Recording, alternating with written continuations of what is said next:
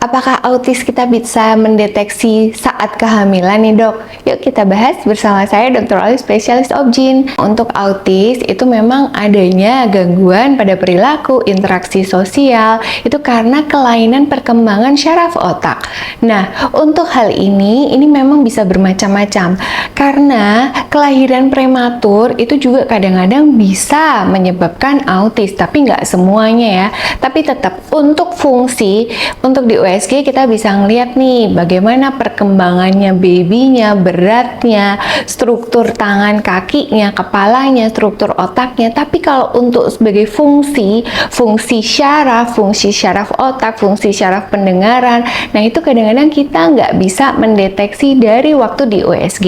Karena dengan di USG, meskipun mau 4 dimensi, feto maternal, terus ataupun mungkin 2 dimensi dan yang lain, nah itu biasanya kita melihatnya lebih ke bentuk, strukturnya, organnya. Tapi kalau untuk fungsinya tetap kita bisa melihat waktu lahir atau ketika perkembangan. Dilihat bagaimana nih si babynya, apakah interaksinya bagus, atau mungkin ketika waktu lahir ada kendala nggak, mungkin waktu lahir baby itu pernah panas, kejang, itu juga bisa merusak syaraf otak sehingga bisa terjadi autis. Nah, pada prinsipnya ini kan autis memang tergantung banyak nih derajat keparahannya, tapi kita perlu yang namanya terapi sedini mungkin supaya bisa tertangani dengan baik. Karena biasanya si baby ini sangat memperlihatkan gerakan-gerakan yang mungkin misalnya waktu pas jalan dia jinjit-jinjit atau gampang teriak atau seperti melakukan gerakan motorik yang berulang-ulang. Nah, itu kadang-kadang kita bisa harus waspada, jangan-jangan nih autis. Jadi untuk moms yang mungkin sekarang punya toddler atau punya anak yang memang harus diwaspadai, nah dengan kita lebih dini untuk mengatasi itu akan lebih bagus.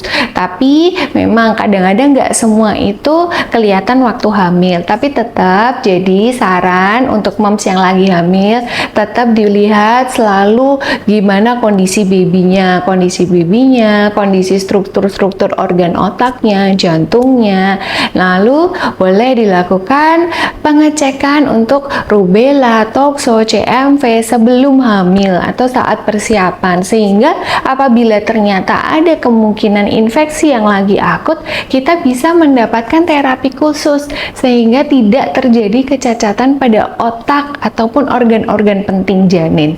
Jadi selalu semangat moms yang lagi hamil, pokoknya kita selalu semangat, positive thinking. Misal pun kalau moms punya anak yang lagi autis saat ini, nggak usah berkecil hati, itu memang suatu pertanda bahwa moms tuh yang kuat, moms yang hebat, diberi kepercayaan oleh Tuhan untuk merawat baby dengan berkebutuhan khusus.